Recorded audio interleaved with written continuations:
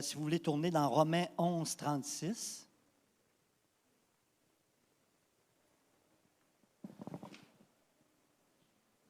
Romains 11, 36 qui dit « C'est de lui, par lui et pour lui que sont toutes choses. À lui la gloire dans tous les siècles. Amen. » Parce qu'à quand on est allé l'année passée au mois de novembre en Afrique, c'était le verset de la fin de semaine de la Convention. Puis, c'est pour ça que je voulais un peu vous partager sur ce verset-là. Puis aussi, il y avait un commentaire de Jean Calvin qui est, je vais vous le lire si vous me permettez, c'est en lui, par lui, c'est le commentaire qui parlait de ce verset-là. En lui, par lui, pour lui. La confirmation du dernier verset montre que c'est très loin d'être le cas, que nous pouvons nous glorifier de toute bonne chose, de notre part contre Dieu, puisque nous avons été créés par lui à partir de rien et que nous existons maintenant à travers lui. Il en déduit donc que notre être doit être employé pour sa gloire. Car combien serait-il déraisonnable pour des créatures qu'il a formées et qu'il soutient de vivre pour un autre but que pour faire connaître sa gloire? Parce que souvent, on ne sent pas les compétences d'être en avant puis Dieu nous amène des fois dans des domaines qu'on ne s'attend pas. Puis ça nous met nerveux, mais on sait que Dieu est au contrôle de tout. Je tiendrais aussi à remercier les anciens de nous avoir donné l'opportunité de partager sur ce que Dieu fait en nous donnant l'occasion de partager, parce qu'on a eu une rencontre avec les anciens, puis on nous a demandé si on pouvait partager 2 fois par année le culte complet de la mission. Fait qu'on était vraiment honorés, puis on remercie les anciens pour cette opportunité. Puis en même temps, bien, ça donne la vision. Ça nous permet d'intégrer le corps ensemble dans la vision de ce que Dieu accomplit. Puis ça, c'est vraiment une bénédiction. Puis là, je voudrais vous montrer un peu l'équipe missionnaire qui a été en mission en Afrique la dernière fois.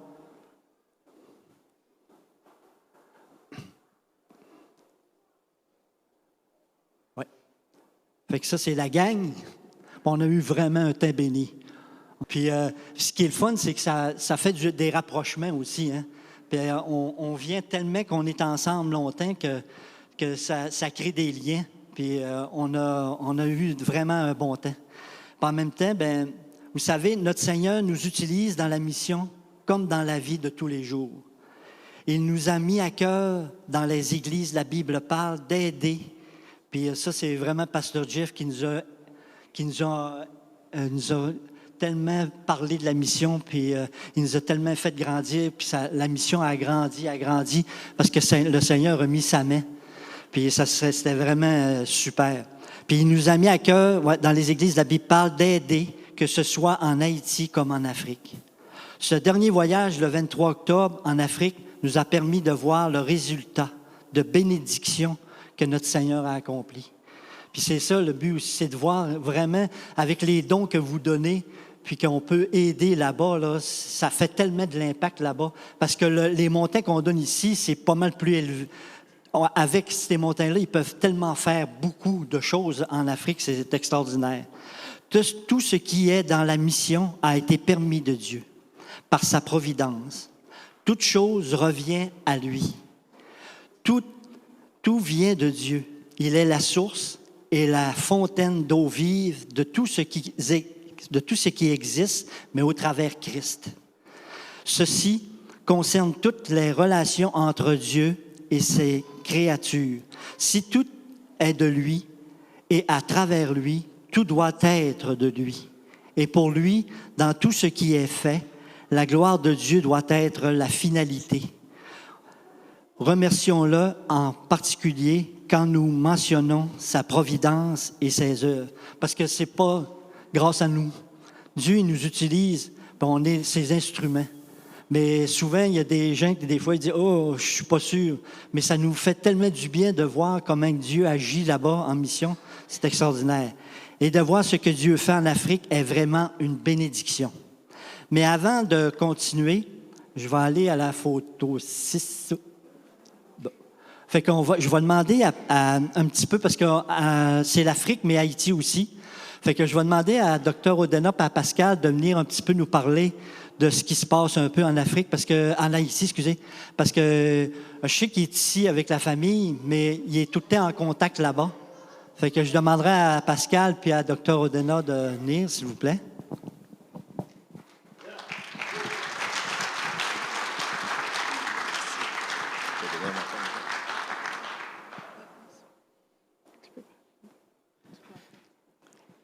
Bonjour tout le monde. Donc, comme d'habitude, je vais toujours donner le micro à ma femme. Donc, je vais passer le micro.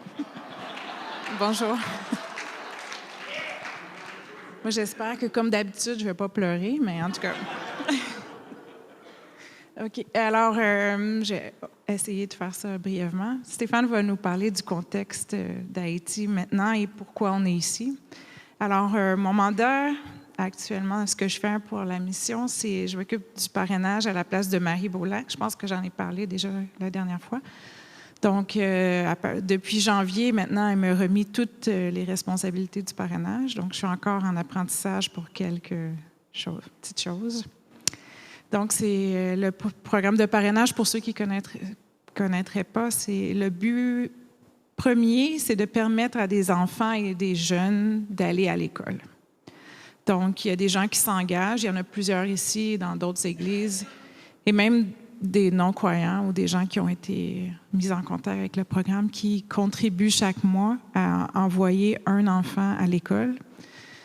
Donc, comme je tiens à préciser que c'est le but premier, parce que si il reste des fonds, on en donne pour autre chose, pour soutenir la famille, mais l'objectif, c'est que l'enfant aille à l'école. Donc, les dons, je vais expliquer brièvement comment ça fonctionne parce que je sais qu'il y en a qui ne sont pas nécessairement au courant. On envoie les dons chaque mois en Haïti à la MEBSH avec qui on est partenaire depuis le début de la mission à Tiverny, plus d'une vingtaine d'années. Donc, il y a une équipe là-bas qui reçoit les fonds qui ont été convertis en dollars américains. Eux, ils les convertissent en gourdes et ils répartissent, ils tiennent comme le compte de chaque élève. Donc, chaque montant, il y a quelqu'un qui doit l'appliquer pour dire combien on a envoyé ce mois-ci pour tel enfant. Donc, il y a quelqu'un qui fait ça là-bas. Et l'argent s'accumule là. Michelet Bernard, qui travaille pour nous, chaque mois, va au bureau et il va prendre les montants qu'il doit distribuer. C'est lui qui fait les paiements aux écoles directement parce que dans le passé, avant que je sois là, c'est arrivé que certains parents ne payent pas l'école avec l'argent. Donc, on a préféré que ce soit Michelet qui aille payer chaque école. Donc, les versements pour les écoles ne se font pas chaque mois. Donc, même si nous, on envoie l'argent chaque mois, il peut arriver puis payer un trimestre complet au début de l'année. Puis après ça, quelques mois. C'est selon les écoles aussi. Donc, c'est lui qui s'occupe de gérer. Chaque école a son calendrier de paiement. Donc, c'est Michelet qui fait ça. Et surtout pour les élèves du primaire qui vont à l'école à Tiverny, donc ça dépend des écoles aussi, fait que je ne peux pas vous dire pour chacun. Il y a, le montant qu'on envoie est supérieur aux frais scolaires, donc chaque mois, il va remettre de l'argent à la famille. Je sais pas si... Hein? Ils doivent venir au bureau qu'on a sur le site de la mission et Michelet remet l'argent pour chaque mois. Depuis 1 an ou 2, on a demandé aux parrains de limiter leurs cadeaux c'est-à-dire le cadeau étant en plus de l'engagement mensuel. Il y a certains parrains qui veulent donner des cadeaux, par exemple à l'anniversaire de leur filleule ou à Noël, ou s'il se passe quelque chose, ça arrive qu'il y a des gens qui ont des accidents ou qui ont un besoin particulier, puis le parrain veut l'aider. Alors, on a demandé que les cadeaux soient limités à 3 par année. Et je spécifie pour que tout le monde le sache que les cadeaux ne sont pas déductibles d'impôt parce que c'est un don, comme un cadeau d'anniversaire qu'on donne à quelqu'un. Ça ne fait pas partie des dons de charité. Donc, ça, c'est en gros le programme. Puis, j'aimerais spécifier, comme Stéphane va nous parler de la situation d'Haïti actuellement, que c'est difficile. Puis, pendant que j'étais assise, je me disais, j'ai à cœur de vous demander, tous ceux qui pensent à Haïti, de prier pour les jeunes parrainés, spécifiquement ceux qui avaient des aspirations d'études. Il y a beaucoup de programmes d'études qui se donnent à la capitale et comme vous allez entendre, ça ne va pas bien. Fait que ça peut être décourageant pour certains jeunes qui avaient des aspirations d'études. Je ne sais pas, quelqu'un qui voudrait faire médecine, par exemple, donc, leur espoir est comme miné par la situation d'Haïti actuelle. Donc, ceux qui ont à cœur de prier pour ça, pour tous les gens qui ne soient pas découragés, mais qui persévèrent dans leurs études, même si peut-être qu'ils ne voient pas comment... C'est décourageant pour des jeunes de ne pas avoir l'avenir. Fait que on peut prier pour ça. Merci.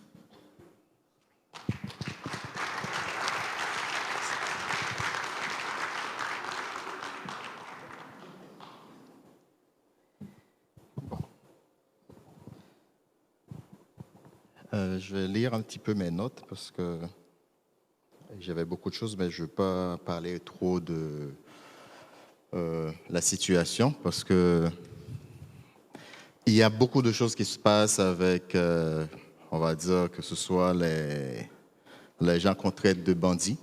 Moi, ce n'est pas mon rôle de les traiter de bandits.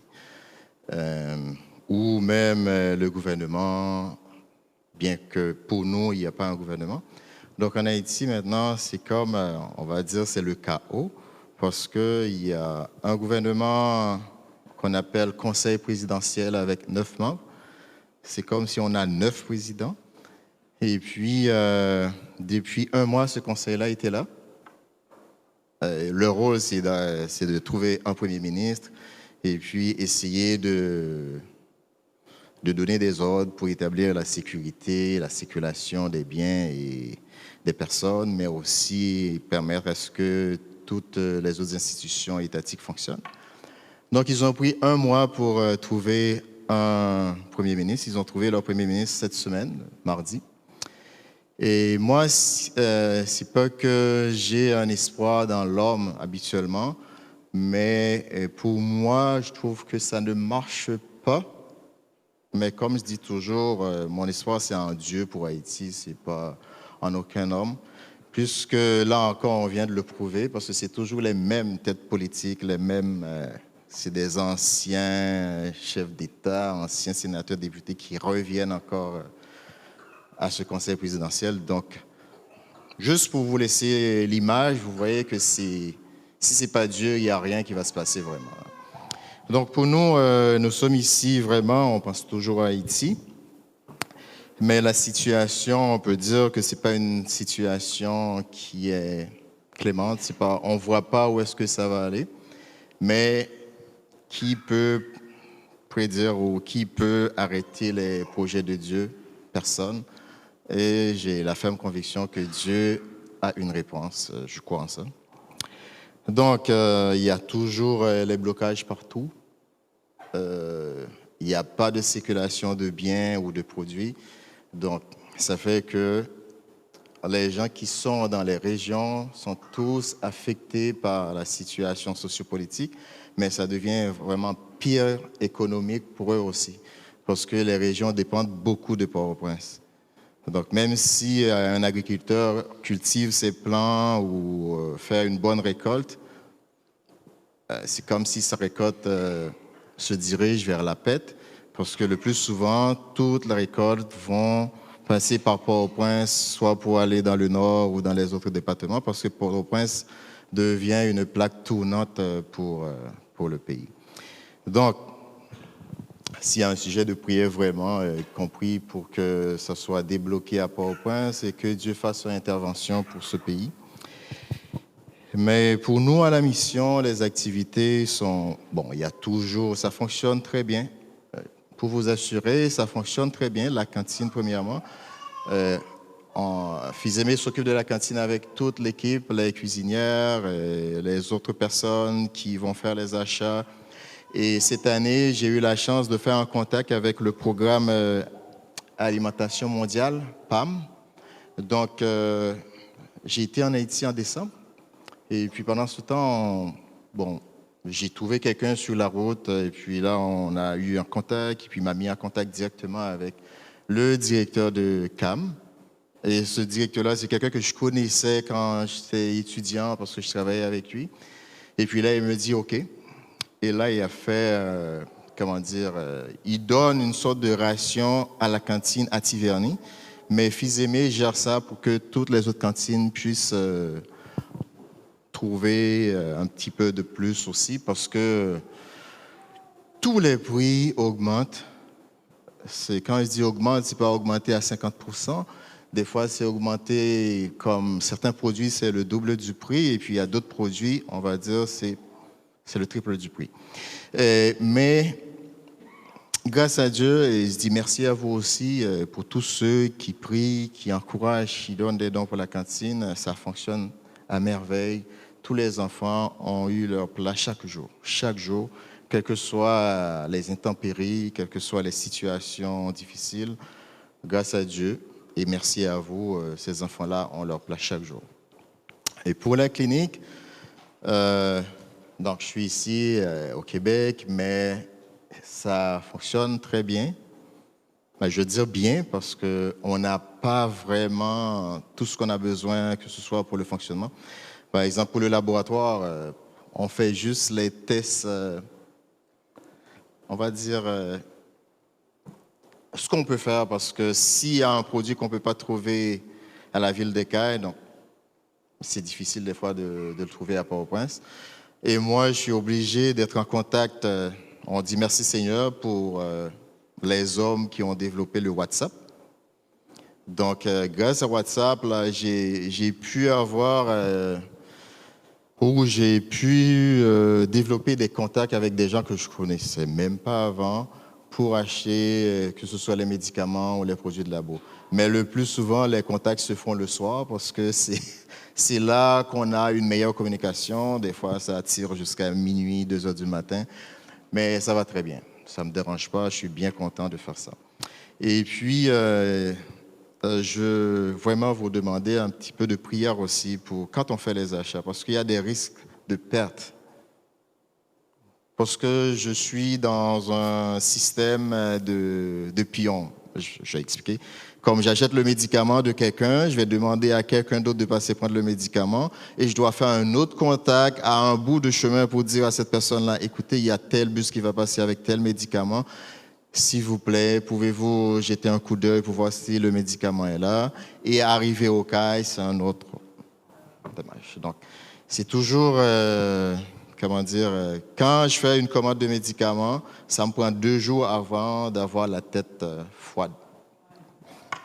Et surtout, on n'a pas beaucoup d'argent. Quand on n'a pas beaucoup d'argent, par exemple, si je dépense 1000 piastres pour les médicaments, ça fait que si on perd ces 1000 piastres, le personnel va souffrir et nos usagers aussi vont souffrir. Donc, ça fait qu'on est dans un système, mais je peux vous dire merci aussi. Grâce à vos prières, je sens la paix là-dedans. C'est sûr, on a la pression pour que ça arrive, mais Dieu nous donne toujours la paix là-dedans. Et pour en ce qui a trait au personnel de la clinique, donc on a toujours les moyens pour payer tout notre personnel, mais c'est surtout les médicaments qui nous font défaut parce qu'on n'arrive pas à trouver de médicaments vraiment. Des fois, on a mal parce qu'on sait qu'il y a des patients, s'ils n'ont pas le médicament à la clinique, ils ne vont pas pouvoir l'acheter parce que tout est bien cher. À part de ça, je fais aussi des consultations en ligne, c'est encore par WhatsApp, mais comme je vous ai parlé de la difficulté financière, moi, ma plus grande difficulté ici, c'est de savoir que j'aide quelqu'un par Internet et puis après la consultation, la personne te dit merci beaucoup, mais il ne peut pas acheter ou elle ne peut pas acheter le médicament. Vous comprenez, c'est déjà gratuit la consultation, on ne fait pas payer. Mais moi, ça me déchire le cœur, donc c'est comme... En tout cas, Seigneur, tu sais. Et puis, pour les enfants, mon plus grand vœu, ma plus grande prière cette année, c'est vraiment si je peux aller avec eux pendant l'été, mais c'est une prière, donc j'ai l'espoir. Parce que j'aimerais ça faire un camp d'évangélisation avec eux cette année encore. Parce que depuis janvier, quand j'ai été en décembre, on a fait quelques activités, mais après, les 2 jeunes qui étaient avec nous pour les points de ranchage sont obligés de rester au CAI parce qu'à la ville de CAI, ils étudient. Il n'y a pas d'école de métier à Tiverny, donc ils sont obligés de rester au CAI. Et avec la vie qui est tellement chère et la circulation, le prix du transport, ça devient impossible pour eux. Même si on leur donne un petit peu d'argent, mais c'est juste l'état de la route pour ceux qui ont été déjà en Haïti. Avant 2004, vous connaissez, ceux qui connaissaient la route avant 2004, donc c'est cette même route-là qu'on a. La route est totalement maganée, il n'y a pas d'asphalte, donc demander à un jeune de revenir chaque semaine à Tiverny pour faire ça, là, ça devient complexe. Et je comprends très bien. Mais je prie vraiment que Dieu nous donne une autre orientation pour ces enfants, parce que eux autres, ils me tiennent beaucoup à cœur. Et j'espère que Dieu a une solution et on va vivre avec cette solution, parce que toute la gloire est à Dieu. Et je dis merci à ceux qui présentent le cours de l'œuvre de la grâce. Parce que l'œuvre de la grâce, il y a un verset qui m'a marqué toujours avant d'aller en mission. Et avec l'œuvre de la grâce, c'est comme si ça me revient. Et pour vous dire sincèrement, ça m'a donné une force. Et je dis merci Seigneur. C'est le psaume 37, le verset 25. Je ne sais pas si vous pouvez lire avec moi.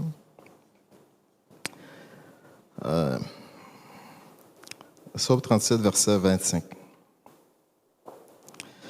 C'est David qui nous dit « J'ai été jeune, j'ai vieilli, et je n'ai point vu le juste abandonné, ni sa postérité mendiant son pain. » Et ce verset vient me chercher parce que est-ce que je peux être juste moi-même? Non. Il n'y a que Jésus-Christ qui peut faire ça pour moi. Et je suis reconnaissant, sachant mon état, et Dieu, Jésus-Christ, m'a rendu juste. Et là encore, il vient me fortifier pour me dire que David nous a dit, même quand il était jeune, il n'a jamais vu le juste mendiant son pain. Parce que moi, maintenant, je ne cherche pas un pain pour moi, mais je pense à mes enfants. Et là, le verset m'encourage, il dit, même sa postérité. Donc. Et là, ça m'encourage et ça me fait penser à la mission. Et je dis merci à tous ceux qui m'ont permis de vivre cette vie missionnaire. Merci. Merci à Pascal et à Dr. Rodena. Puis, c'est ça, fait que c'est vraiment une bénédiction. Puis c'est pour ça qu'on vous remercie beaucoup à la mission de tous les dons que vous faites. Je sais que c'est pas évident parce que même ici, le coût de la vie est tout le temps élevé, mais que vous gardiez quand même une portion pour la mission, pour donner, pour aider. Ça, c'est vraiment apprécié. On vous remercie beaucoup. Puis maintenant, ce qu'on va faire... Oh, si, non, il fallait pas que j'oublie aussi. Parce que, vous savez, des fois, Dieu nous amène à un endroit, mais je sais que je le dis souvent, là, mais il nous amène à un endroit où des fois, on ne se sent peut-être pas à la hauteur, puis qu'on demande à Dieu tout le temps, Seigneur, mets ta main, parce que moi... Puis il m'a donné Solange.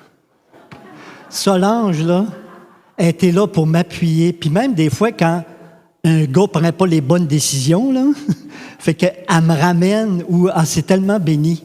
Puis aussi, je voudrais remercier ma femme Joanne. Ma femme Joanne, là, t'es une perle, mon amour.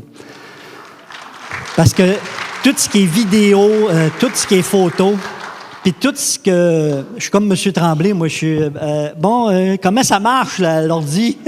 Fait que je suis un peu sa panique des fois, ça fait que ma femme est toujours là pour m'enligner, puis me mettre les photos qu'il faut, puis tout ça. Puis ça, c'est vraiment béni. Merci, mon amour. C'est vraiment chiant. Fait que là, ce qu'on va faire, on va vous présenter un documentaire que André Bougie, quand il est venu en Afrique avec nous, il est venu de son propre chef, puis après ça, il nous a tous créé un documentaire d'une 30aine de minutes. Fait qu'on va vous présenter ça ce matin. Fait que si on peut commencer le documentaire, s'il vous plaît.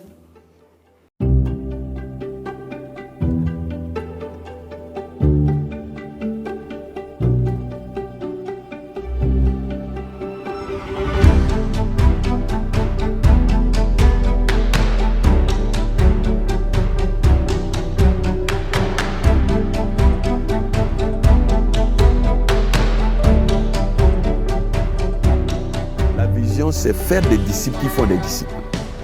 Parce qu'au fait, en Afrique ici, beaucoup de pasteurs sont intéressés à faire des membres d'église, des gens qui fréquentent des églises. C'est pour ça que vous allez voir des gens qui sont dans les églises pendant 10 ans, ils n'ont jamais prêché l'évangile, ils n'ont jamais amené la bonne nouvelle aux gens.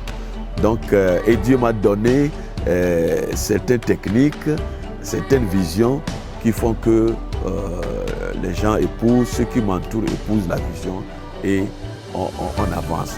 Mais ce n'est pas, tout n'a pas marché, tout n'était pas facile. Mais avec le Seigneur, il nous a promis qu'il est avec nous.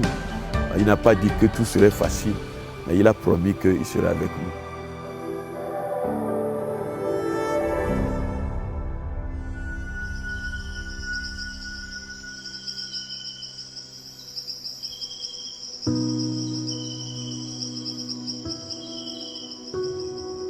Je suis Kudjo Nenonene, je suis le fondateur de la mission La Bible Parle au Bénin ici et nous travaillons dans plusieurs pays.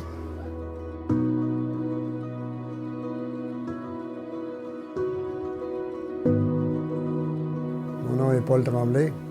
Je suis responsable de la mission Afrique de l'Ouest. On travaille surtout avec la Fondation Logos et puis la Fondation de l'Œuvre Accomplie. Mais par contre aussi, on travaille avec la communauté La Bible Parle. Disons qu'en Afrique de l'Ouest, par exemple, la plupart des pays d'Afrique sont démunis, ils manquent de ressources. Puis moi, par exemple, avec la communauté, la Bible Parle, on essaye d'aider ces communautés-là pour les emmener plus loin, par exemple. Surtout, on a commencé à les aider parce que quand quelqu'un, par exemple, est démuni, souvent, il n'y a pas le moyen de se démarrer, par exemple. Nous autres, c'est un petit peu ce qu'on essaye de faire, en tout cas ce que j'essaye de faire. Et puis d'être capable de partir des projets pour emmener, par exemple, de l'eau au moulin, pour être capable, par exemple, de créer de la richesse. Moi, je crois beaucoup que si tu crées de la richesse, tu vas créer une amélioration au niveau des conditions de vie. C'est très pauvre là-bas parce que les gens, souvent, on pas 3 repas par jour. Des fois, c'est un repas. Et puis, notre but, d'abord, c'est d'aider par des projets humanitaires, mais par contre aussi d'emmener l'Évangile, parce que comme je suis croyant en Jésus-Christ, alors le but c'est quand même, j'ai quand même un principe que même qu'on donnera à manger à tout le monde, s'ils finissent par aller en enfer, pour moi, ce n'est pas une réussite. Là. La réussite, l'aide humanitaire pour nous emmener à présenter Jésus-Christ.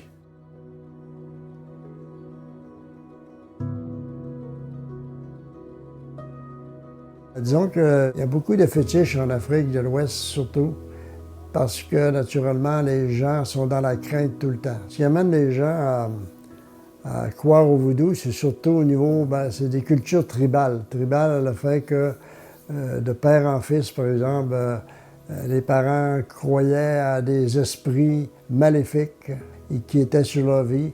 Et puis, souvent, les gens sont dans la crainte. Le but, c'est tout simplement de les emmener vers le vrai évangile. Mais écoute, il y a beaucoup de travail à faire. C'est pour ça qu'on travaille avec Pasteur Cudjoe. Et Pasteur Cudjoe forme des disciples-là. Et puis, il fait l'ouverture d'église. Alors, ça amène les gens à être enseignés dans la parole de Dieu et non dans des genres de croyances qui n'ont aucun rapport avec la parole.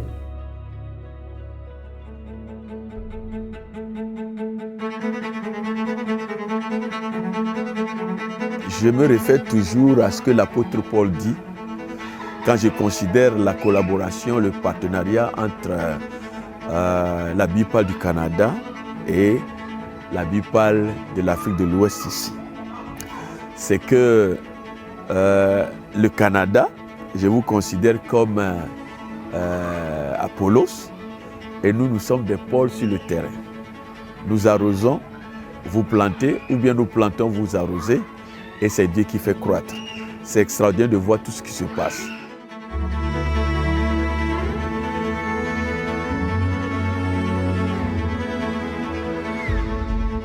Alors, cette coopération avec le Canada nous a vraiment aidés à répandre l'Évangile. Et nous avons plusieurs ministères aussi dans l'Église.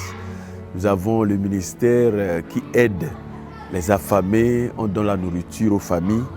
Nous avons soutenu plusieurs familles. Ça a commencé pendant la Covid jusqu'à maintenant. Aussi dans l'Église, nous avons un ministère appelé Ministère pour aider les veuves. Nous l'avons surnommé Vision 1,27, par référence à Jacques 1,27, qui nous dit que la pure religion, c'est quand on visite les orphelins et les veuves. Alors ce ministère, nous prêtons de l'argent aux veuves qui sont dans l'Église, sans intérêt. Nous leur demandons de faire leur petit commerce. Et puis, ce ministère a amené de la joie dans les cœurs. Ensuite, nous avons le ministère d'évangélisation. Ce ministère, c'est l'Église qui est divisée en groupes missionnaires et chacun identifie un lieu pour aller évangéliser et toute l'Église appuie l'équipe qui va évangéliser. C'est ce qui fait que nous avons plusieurs églises. Au fait, à partir de 2020, nous avons initié une vision appelée Vision 21-31. La vision 21-31 consiste à propager l'évangile dans tous les villages du Bénin pendant 10 ans. Nous n'avons pas l'intention d'implanter des églises dans chaque village, mais cette vision est appuyée par Matthieu 24-14 qui nous dit que chaque personne doit écouter l'évangile.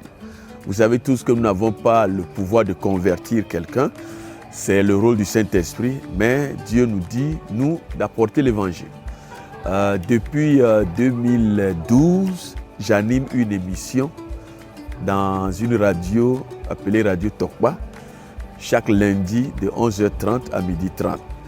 L'émission est intitulée « Jugez en vous-même » parce que nous allons pour élever le Seigneur Jésus. Nous allons là-bas pour prêcher l'évangile de la grâce et de l'œuvre accomplie. N'oubliez pas que notre continent africain ici est pollué de fausses doctrines. Cette émission est la plus écoutée. Et par cette émission, beaucoup d'âmes sont sauvées et viennent. Cette émission est un canal pour les gens qui viennent dans notre église. Au Bénin, nous avons réparti le pays en zones. Et dans la zone de Koufo, c'est le pasteur Justin Adiwa qui est le leader de cette zone. Et sous lui, il y a 5 églises. Donc il a une équipe de missionnaires qui l'entoure et lui, il s'occupe de cette zone, de cette région. Nous avons la région ou bien la zone de Mono. Et là, le leader c'est Franck Guédou avec son équipe. Et eux aussi, ils ont implanté 5 à 6 églises. Et nous avons, dans cette zone du Mono, il y a l'église de Médé Togbo qui est dirigée par le diacre Agbeko. Nous avons la zone de Zou avec le pasteur urbain. Le pasteur urbain a sous lui 6 pasteurs et ils ont 5 églises.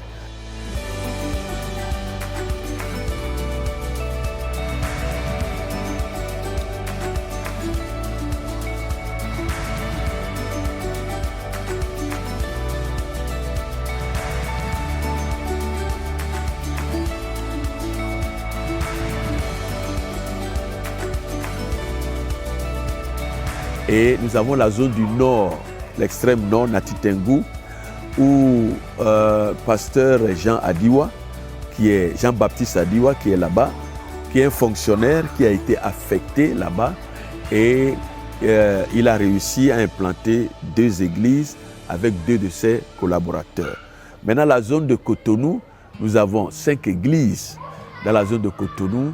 Et il y a le missionnaire Blaise, le missionnaire Sam, le missionnaire Kofi, le missionnaire Christophe.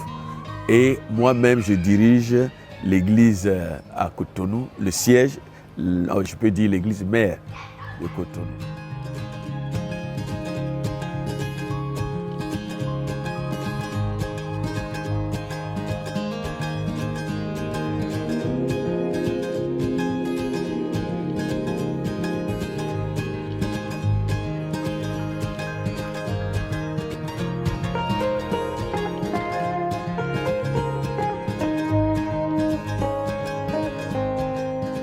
Au Togo, nous avons des églises au nord qui est dirigée par le pasteur Mama Petro, assisté par Lazare Peni. Au nord, nous avons 3 églises dans 3 différents villages. Je rappelle que c'est un terrain très difficile. Il y a des musulmans aussi là-bas. Maintenant, quand vous descendez, je peux dire le centre, nous avons une église dirigée par le missionnaire Marcelin. Maintenant, à Lomé, nous avons le pasteur Robert Amouzou qui s'occupe de la région de Lomé. Et là, il est en train de mettre une très bonne initiative en place puisque le gouvernement togolais vient de mettre une loi, vient de décréter une loi qui interdit l'implantation des nouvelles églises. Alors, ce qu'ils sont en train de faire, c'est de regrouper les gens dans des maisons, dans des différentes maisons, et le dimanche, les rassembler dans une plus grande maison. Le Ghana, c'est Maison Grace Church, dirigée par le pasteur Josaphat Hali, qui a comme assistant le pasteur Humphrey Ross. Et ils ont aussi une église à Temaniutown, dirigée par le pasteur Kumsen Moses. Maintenant, ce qui est intéressant au Ghana, c'est que dans le nord du pays, pasteur Josaphat ayant une vision missionnaire, maintenant commence à aller dans le nord. Le nord est toujours musulman dans l'Afrique de l'Ouest ici. Et gloire à Dieu, les villages qui les accueillent leur demandent plutôt de commencer une œuvre sociale d'abord. C'est pour ça qu'ils ont mis en place une école chrétienne dans un village. Ils ont creusé un puits dans l'autre. Et maintenant, par ce biais, les 2 églises sont nées au nord. Et voilà comment Dieu est en train d'agir au nord aussi. Pour nous, les églises que nous implantons, au-delà du chiffre, au-delà du nombre, c'est les âmes que nous voyons. Donc l'église d'Ekpe-Plage aussi, c'est la même chose. Blaise aussi est étudiant dans l'institut que nous avons mis dans l'église. Et lui, il a choisi le village de sa mère, qui est Ekpe-Plage. Donc il est parti là-bas, il a commencé dans sa propre famille. Après, il est allé dans d'autres maisons et il a constitué le noyau. Dès que nous avons vu que le noyau est constitué, nous sommes rendus, toute l'église s'est rendue à Ecpé-Plage, a fait l'évangélisation, a fait la projection de films et cette église aussi est née. Donc voilà les deux nouvelles églises qui sont nées il n'y a pas 1 an et demi. Dieu répond à nos prières. On le dit souvent, je cite William Carré qui dit que l'œuvre de Dieu faite dans la volonté de Dieu ne manque jamais la provision de Dieu. Il faut dire que l'église de Boycon a tellement grandi que le lieu non seulement était restreint, mais ce n'était plus confortable. Et nous étions en train de prier pour avoir un nouveau lieu, pour déménager l'église pour ce lieu. Et Dieu a exaucé nos prières. Il y a un frère qui a été guéri miraculeusement quand Pasteur Urbain a prié pour lui. Et ce frère s'appelle Parfait, c'est un homme d'affaires, il est dans le transport. Et la manière il a été guéri miraculeusement, il a demandé à Pasteur Urbain s'il peut donner 2 terrains à l'église afin que nous déménagions. Et il a demandé s'il donnait les terrains, est-ce que nous avons les moyens de construire là-dessus. Et nous avons dit, nous comptons sur Dieu. Et il nous a donné 2 terrains. On a même fini la mutation de son nom au nom de l'association La Bible Parle. Et là, on en a parlé à nos partenaires canadiens. Il y a eu des bonnes volontés qui ont fait des dons. Et nous avons commencé le nouveau temple sur le nouveau site. Les travaux vont continuer pour que nous puissions bientôt finir. J'ai rencontré un docteur, le docteur Kakanaku, qui est dans le comité de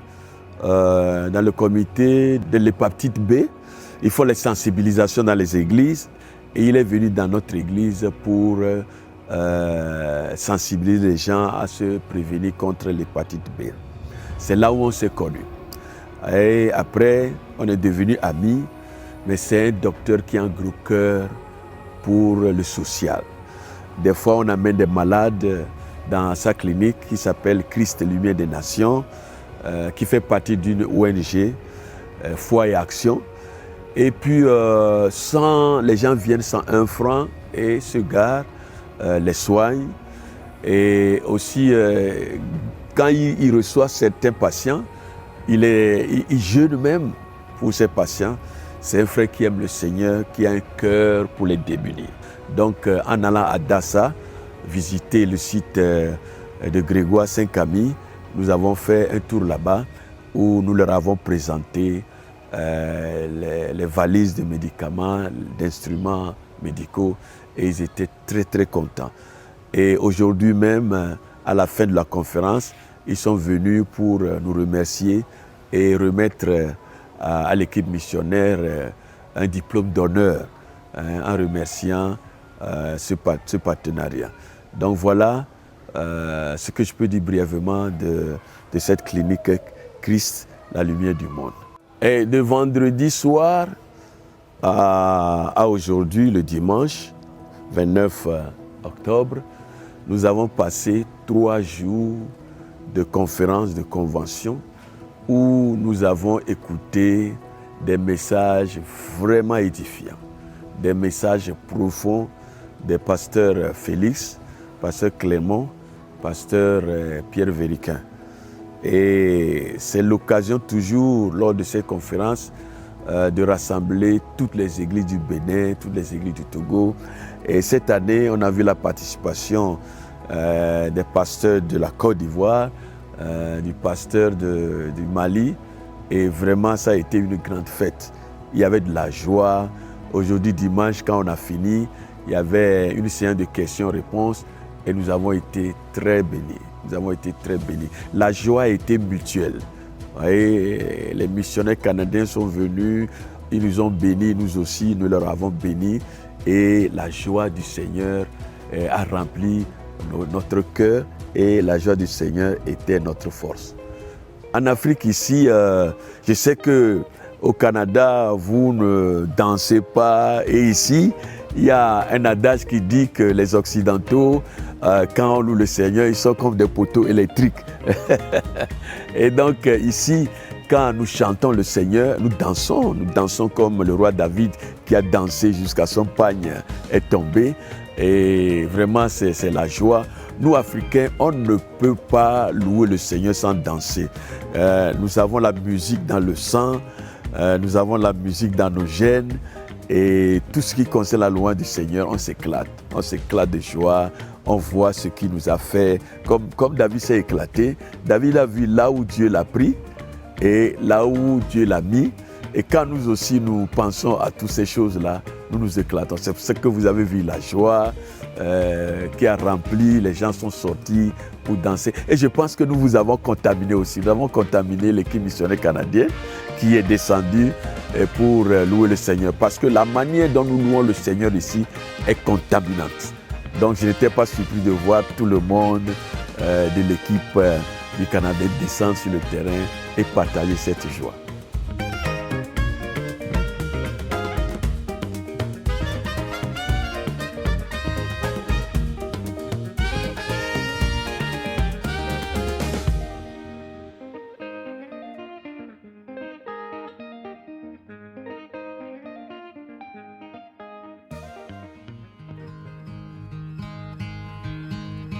En Afrique, ce qui est intéressant, ce qui rend les choses concrètes, c'est qu'on va sur place puis on va simplement être en mesure de voir où ce que les projets sont rendus. Par exemple, tel projet qu'on avait, le dispensaire à Bas-de-Juno, par exemple, bien, écoutez, à l'heure actuelle, c'est prêt à opérer, il nous manque un médecin. Aussitôt qu'on a un médecin, puis aussitôt que la loi du Bénin change, à ce moment-là, il était en opération, mais la loi a changé à ce moment-là. Par contre, le centre est encore sur place, ça va très bien. Le projet d'Assa avec Grégoire, par exemple, le projet Tocan, c'est tous des projets qui ont vu le jour. Les motos, par exemple, parce que les pasteurs ils ont besoin de se transporter d'une brousse à l'autre, à leur donner des à l'autre aussi. Alors, on leur a acheté des motos. On achetait des motos chinoises, pas assez solides, quand même les routes ne sont pas belles là-bas. Là. Et puis aujourd'hui, on achète des Yamaha, qui est beaucoup plus solides. Et puis, on essaye d'améliorer les choses, surtout les communications, les transports, ainsi de suite. Disons que depuis 3 ou 4 ans, je travaille avec M. Bourassa de Bourassa Transport, M. Jean Bourassa. Et puis, je lui présente les projets. Et puis, jusqu'à date, il a toujours embarqué avec moi dans un projet à 50-50. Disons, par exemple, que si j'investis, par exemple, 20 000, ils vont en mettre 20 000. Si j'investis, puis je suis assez transparent de ce côté-là, j'ai envoyé une copie du chèque qui est faite à la mission La Bible parle. Et puis après ça, les fonds sont transférés en Afrique, à qui de droit, par Pasteur Kudjo, qui a une administration à Cotonou. Alors, ceux qui veulent investir, on est prêt à travailler avec eux autres, et puis on est prêt à faire les choses de façon transparente, surtout parce que habituellement, les hommes d'affaires aiment le côté action. Ils aiment voir des projets, c'est pas que du verbiage, c'est surtout de l'action. À ce moment-là, moi, je m'engage à aller chercher le plus de vidéos, d'images possibles pour que vraiment les choses puissent se confirmer et puis les donateurs puissent avoir de l'assurance dans les projets. Cette année, on vient d'arriver, par exemple, on était 16 et puis disons que tout le monde était étonné de voir les œuvres qui se passaient là-bas. Quand on reçoit des nouvelles, moi c'est des photos, tout ça, je donne des nouvelles, mais c'est pas comme voir sur place. Jamais, par exemple, les pasteurs qui sont venus nous autres, le docteur O'Donnell qui est responsable de la mission Haïti, le pasteur Clermont, disons Rosaire Bilodeau, ils ont resté surpris de voir comment les projets avançaient beaucoup en Afrique de l'Ouest, surtout au Bénin. Alors, c'est très encourageant pour ceux qui veulent investir dans de quoi, par exemple, qui vont avoir une réponse. Parce qu'à ce moment-là, on va sur place, puis on paye nos voyages. Il n'y a personne qui paye nos voyages. Chacun paye son voyage. L'argent, par exemple, si vous donnez un montant au niveau de la mission, la Bible parle, par exemple, ça va aller à 100% dans la mission désignée. C'est désigné Afrique, ça peut être désigné Haïti, projet Afrique de l'Ouest. Ça peut être désigné aussi le ministère des prisons au Cameroun. Alors, tout ça, par exemple, on essaie vraiment d'être transparent dans ce domaine-là pour que vraiment les gens prennent confiance. Parce qu'on investit, pendant l'année, on investit, on envoie des fonds. Et puis à ce moment-là, on t'a pointé sur chaque projet. Par exemple, le projet, par exemple, la boulangerie. Quand on vient de donner l'autorisation pour une boulangerie, on est allé voir, la boulangerie est en opération quand on est parti. Alors la porcherie, c'est la même chose. L'élevage de volailles, l'élevage aussi des chèvres. Et puis, quand on a parti un terrain, la Bible parle, à Cotonou a fait l'acquisition d'un terrain assez vaste pour faire l'élevage de façon industrielle du porc, pour emmener de la richesse. Le but, moi, mon but, pour moi, c'est de créer de la richesse pour être capable que les ministères s'autofinancent. Ça, c'est le but. Parce que la journée où on n'est plus là, les besoins sont encore là. Ici, c'est l'élevage. Ce qu'on a fait à la Bible parle de Cotonou et dans les villages, c'est que partout nous avons des églises, nous avons mis des jeunes, des missionnaires en coopérative. Et on a demandé aux coopératives de faire des élevages, de faire des productions, de faire des champs, afin qu'ils puissent s'autosuffire eux-mêmes. Et donc nous sommes à Zakekele, une de nos églises, et ici c'est la coopérative de 5 missionnaires. Et ça consiste à élever des chèvres, des poules et beaucoup d'autres. Comme nous allons voir ça dans l'enclos, les poules Goliath, c'est une race des poules qui sont vraiment... Voilà, c'est des poules qui grandissent et qui prennent du poids. Des poules simples, des poules traditionnelles, d'une race. Et à côté ici, nous avons des chèvres. Voilà, des chèvres aussi. Voilà la coopérative qui a commencé il y a juste 3-4 mois. Donc nous avons grand espoir que Dieu va bénir cette entreprise et que nos missionnaires vont s'autosuffire. Et ce plan, c'est pour tout le Bénin, tout le Togo et toute l'Afrique de l'Ouest où nous allons implanter des églises. Vous savez qu'une église doit s'autosuffire. On ne peut pas continuer d'aider une église financièrement tout le temps. Alors que nous nous organisons pour que nos missionnaires soient autosuffisants financièrement et qu'il n'y ait pas de soucis pour que l'œuvre avance. Nous avons la même chose à Adjaïgbonu que nous allons visiter demain.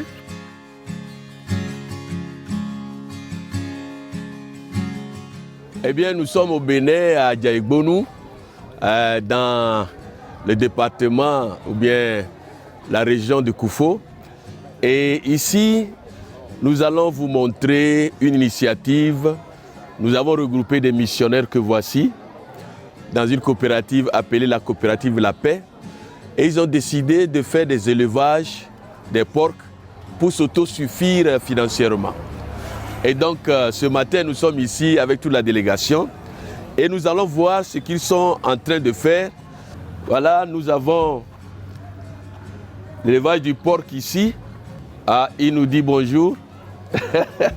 Et puis, dans le couloir, nous avons certains ici. Je peux dire que c'est juste récent. C'est une initiative qui a commencé il y a juste 3 mois de cela. Et là, nous espérons qu'avec cet investissement, dans quelques mois, ils seront capables de faire des ventes pour avoir des bénéfices. cela va leur permettre de s'autosuffire financièrement et ne pas lasser, ne pas baisser les bras pour l'évangélisation, pour le salut des âmes. Donc vraiment prier pour cette coopérative, comme l'autre aussi. Nous attendons à ce que ça soit un exemple dans le village ici, dans la sous-région.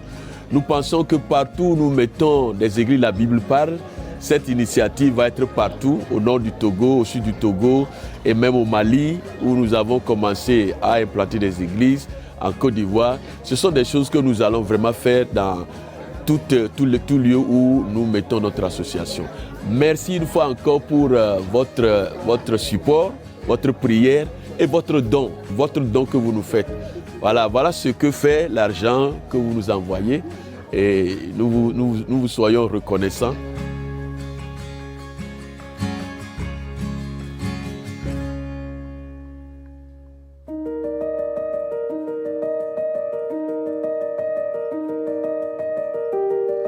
Pour les prochaines années, nous voulons continuer dans la vision 21-31. C'est-à-dire, il faut que chaque village écoute l'évangile du Seigneur Jésus. Et là où le Seigneur nous convainc de commencer une église, alors nous allons continuer à implanter des églises. D'ores et déjà, il faut préparer la relève. J'ai 64 ans, donc je dois préparer la relève, donc je m'attelle à ça. Mais les besoins que nous avons aussi, vu que nous grandissons exponentiellement, vous avez vu qu'avant, nous faisons les conventions dans notre église. On ne peut plus faire cette convention dans notre église. Donc il y a trop de monde, trop de gens qui viennent dans le royaume et gloire à Dieu. Donc nous avons besoin d'un grand espace. Nous avons besoin d'un grand terrain où nous pouvons construire des structures afin que nous puissions faire des conférences là-bas, afin que nous puissions aussi faire l'agriculture. Et donc, c'est ça qui nous est à cœur. Hein? Et nous ne pouvons pas acheter ce terrain à Cotonou, parce que Cotonou, c'est trop cher. Nous voulons choisir un coin reculé. Et comme ça, désormais, nous allons faire les conférences sur notre propre terrain. Et je pense que ça va nous aider. La deuxième chose, c'est que nous avons besoin maintenant d'un bus. Nous avons besoin d'un bus qui va vraiment nous aider. Voilà. Donc, comme je l'ai dit, l'œuvre de Dieu, faite dans la volonté de Dieu, ne manquera jamais la provision de Dieu. Donc, tous nos projets, nous avons confiance que Dieu va pourvoir selon la grandeur de sa richesse. Voilà. Donc, au Togo aussi, nous voulons continuer à répandre l'œuvre au Togo, au Bénin. Maintenant que nous avons une ouverture au Mali, nous allons fortifier le Mali. Et tenez-vous bien, au Cameroun, dans les 2 ans qui viennent, nous allons aussi commencer l'implantation d'églises au Cameroun. Voilà, donc Cameroun, Mali, Côte d'Ivoire, c'est ça notre projet. Et Togo est déjà sur la bonne voie. Bon, le Bénin aussi, nous allons continuer. Voyez-vous, donc on ne peut pas dire qu'on est arrivé à un point où on ne va plus continuer. Voilà. On arrêtera le jour où le Seigneur viendra. Voilà.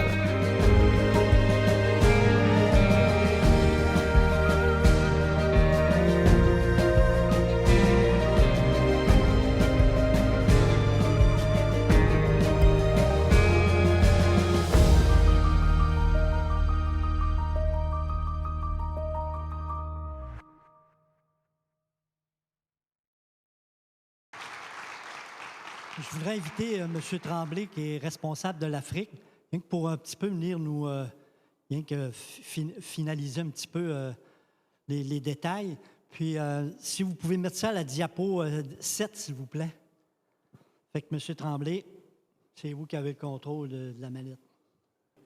Je vais être assez rapide parce qu'on est déjà un peu en retard, là. Alors, s'il y a des commentaires, je vais essayer. Ah oui? Vas-y, Yvan.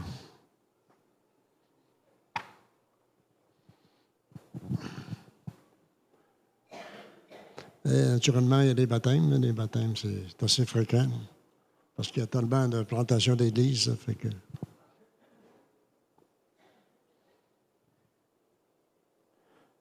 Pasteur Cujo qui est après. Ça, c'est la nouvelle église Boycon. Boycon qui était, fait 10 ans, mais c'est rendu trop petit. Alors, Dieu a ouvert les portes à le fait qu'un homme d'affaires a donné le terrain, puis ça veut dire que, autrement dit, c'est comme une signature de Dieu. Alors, c'est nous autres, à l'Amérique, à faire son bout. Financièrement, naturellement. Madagascar, ben, c'est un nouveau projet là, avec pasteur Marcel Longchamp. Là. Il reste à avoir l'assentiment des pasteurs et des anciens là, pour l'intégrer à nos missions. Madagascar, d'ailleurs, c'est une coïncidence divine parce que ce monsieur-là, à la convention, nous avait demandé par pasteur Marcel, qui est pasteur à Sherbrooke à l'heure actuelle, il nous avait demandé s'il pouvait, il trouvait qu'il se passait des choses chez nous. Fait que pasteur Cujo a été demandé par la formation Timothée à aller enseigner des pasteurs à Madagascar à Antananarivo. Exactement où est le pasteur. Là, écoute, là, on n'a pas fait de grand. Il fallait suivre là, vraiment ce que Dieu nous montrait. Là, fait que, Cameroun, c'est le ministère des prisons, naturellement, qui va très, très, très bien.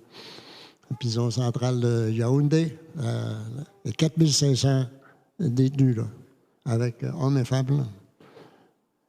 Là. Vous voyez comment c'est pas la reine Élisabeth. Là. Ils couchent dans les cellules, là. Il y a 10 qui couchent en bas, sur ciment, 10 qui couchent sur un plancher comme ça, puis un autre plancher. Alors, ils sont 30 dans ça, là. Pas de ventilation. Là.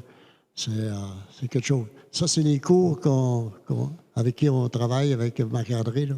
Les cours au niveau des prisonniers. Il y a souvent, pas que souvent, presque tout le temps, 100 détenus qui suivent les cours, puis naturellement, qui avancent dans la foi chrétienne. Il y en a qui viennent à Christ.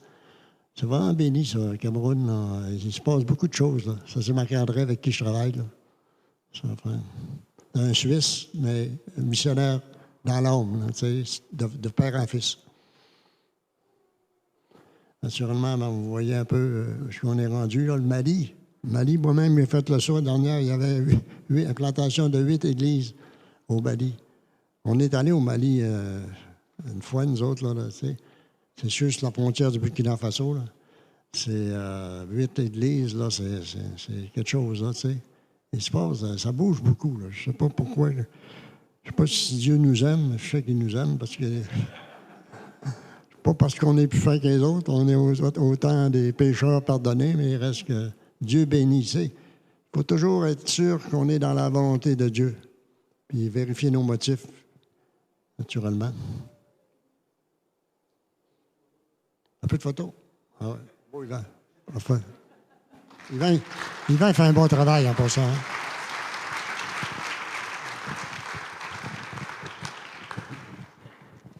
Hein? Pour terminer, je ferai venir pasteur Pierre Véricain. Une petite conclusion. S'il vous plaît. Merci. Bonjour tout le monde. Je vais voler 5 ou 6 minutes de votre temps pour continuer dans le même élan. La mission, c'est Dieu à l'œuvre. C'est Dieu qui vient à notre secours. C'est Dieu qui vient visiter sa création par Jésus-Christ. La mission, c'est son œuvre. C'est lui qui vient réconforter les cœurs brisés. C'est Dieu qui vient sauver ce qui est perdu. Et l'Église, la Bible parle, est une assemblée missionnaire. Nous avons connu un début comme missionnaire un peu spécial. Vous connaissez l'histoire du bateau blanc, n'est-ce pas? Imaginons. que Dieu nous appelle demain à s'embarquer dans un bateau pour s'en aller en Alaska ou au Labrador. Combien de nous seraient empressés d'y partir? Mais moi, je pourrais dire au Seigneur, ce serait pas-tu mieux de s'en aller par avion, tu sais? Imaginons que dans ce voyage, tu tombes dans la mer. Imaginons que tu te retrouves seul en plein milieu de l'océan Atlantique. Et j'imagine entendre la voix de Dieu qui commande au requin « Patouche » à Pasteur Rousseau. Imaginons la foi du bateau qui doit revenir, des équipiers qui doivent revenir sans savoir où ce que les vagues ont envoyé Pasteur Rousseau. Imaginons qu'on rentre dans ce pays et que la station la plus écoutée, la station de radio la plus écoutée, Radio Lumière, nous ouvre les portes pour qu'on évangélise tout le pays. Imaginez qu'on nous offre un désert qui s'appelle Tiverny. Et aujourd'hui, il y a un dispensaire. Imaginez le petit train qui continue à faire son chemin et qui nous conduit jusqu'au bout du monde en Afrique. C'est l'œuvre de Dieu. Si on devait raconter cette histoire à quelqu'un d'autre, eh bien, il pourrait certainement nous répondre « C'est ben trop beau pour être vrai ». Pourtant, c'est une histoire vraie, c'est la nôtre, c'est ce qu'on a vécu avec Dieu. Je remercie Dieu et j'honore tous les responsables du département de mission. J'honore M. Paul Tremblay, j'honore M. Yvan Tremblay pour leur dévouement indéfectible pour la mission. J'honore M. Pasteur Clermont, infatigable semeur dans la mission. J'honore M. Pierre Baillargeon, qui travaille comme missionnaire dans les pénitenciers. Et l'autre jour, j'ai parlé à M. Baillargeon, je lui ai demandé, c'est quoi ton message? Il dit, mon message aux prisonniers, c'est de leur dire, seul Jésus-Christ libère, en pardonnant nos péchés. Je vous honore aussi, parce que la mission, la Bible parle, ne peut pas subsister sans votre générosité. Elle est grande, votre générosité. Continuez, vous voyez à quoi ça contribue. Le but de la vision et la vision de la mission, ni plus ni moins,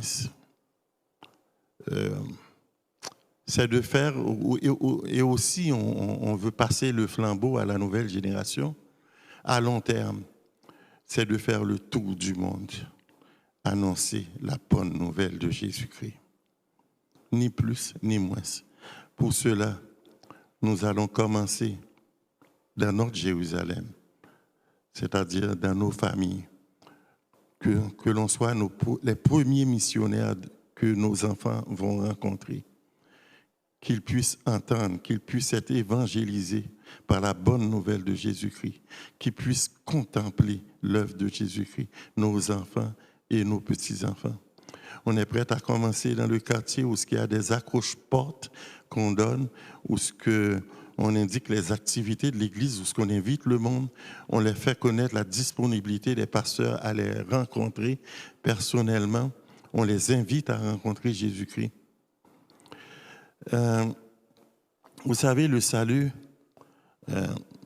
le salut pour les gens, c'est invisible. Personne ne le voit. Personne n'est capable de le voir. C'est pour ça que ça relève du domaine de la foi. Et la foi relève du domaine de l'invisible. Cependant, une église en mission est le signe qui rend visible le salut. Et j'aimerais seulement vous lire un verset qui m'a inspiré à vous dire cela, qui se trouve dans Matthieu 5, verset 16. Si ma mémoire est fidèle, je vous laisse le temps de tourner. J'ai vu vos réactions à tourner. Il y en a qui ont des réactions pour les livres et puis il y en a qui ont des réactions avec le pouce. Matthieu 5, verset 16. Que votre lumière luise ainsi devant les hommes, afin qu'ils voient vos bonnes œuvres et qu'ils glorifient votre Père qui est dans les cieux. Amen.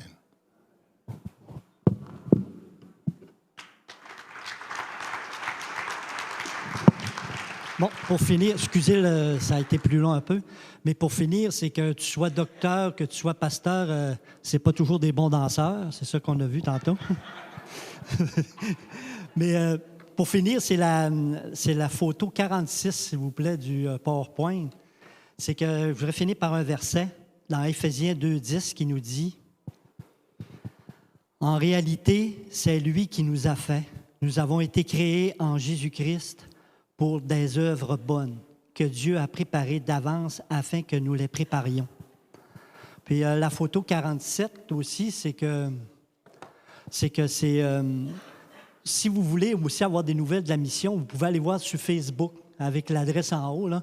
Ma femme, mon épouse, elle met toutes les vidéos, puis ma femme met ça à jour avec des photos, des versets, tout ça. Si vous voulez aller voir, écoutez, rien que du mois de février à mai, il y a 3668 personnes qui ont visité le site. Puis je vous encourage de pouvoir aller voir tout ce qui se passe là-bas, tout ça. Mais pour finir là, c'est que parce que vous savez que Pasteur Jeff a été dénominateur, il a été vraiment important dans la mission. Ça a été lui qui a été l'initiateur de tout ça, avec le bateau blanc, tout ça, tu sais. Puis mon épouse, quand on a su le décès de Pasteur Jeff, mon épouse a monté des photos avec une chanson. Puis on a demandé à Richard Toupin, il y avait une chanson qui était vraiment appropriée pour ça, c'était le sonnet des adieux. Puis j'ai demandé l'autorisation à Pasteur Richard Toupin. Puis il nous a donné l'autorisation de pouvoir passer, parce que je trouvais tellement important que pour finir la mission, Dieu s'est servi de Pasteur Jeff pendant des années, puis je tenais à le souligner. Puis si vous pouvez mettre le vidéo, ça va finir par ça, parce que d'habitude, on finit par un chant, puis ça finit par ça ici. Merci. Adieu mes chers parents, mes amis précieux. Je monte vers mon Dieu, je m'en vais vers mon Père. Les combats sont finis, je sors de la misère et j'échange aujourd'hui la terre pour les cieux. Et j'échange aujourd'hui la terre pour les cieux.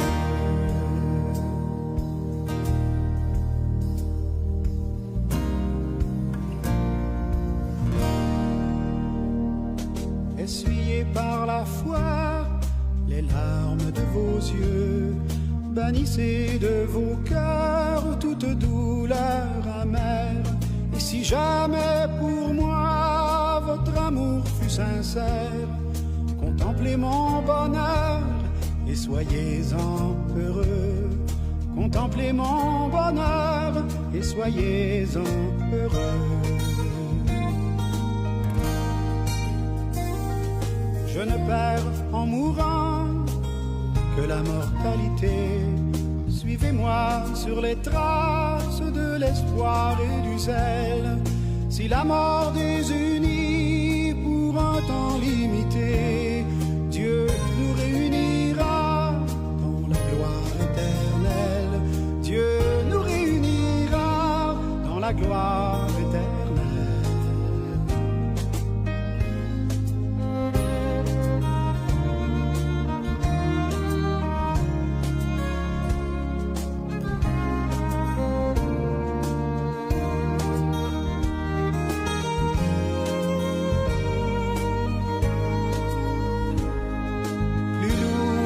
Fardeau, mieux la voiles. Il fleurit bien souvent dans le vallon des pleurs. Doucement vers le ciel, il enfle notre voile. Il est un baume saint pour nos grandes douleurs. Il est un baume saint pour nos grandes douleurs. Adieu mes chers parents, mes amis précieux. Je monte vers mon Dieu, je m'en vais vers mon Père. Les combats sont finis, je sors de la misère. Et j'échange aujourd'hui la terre pour les cieux. Et j'échange aujourd'hui la terre pour les cieux.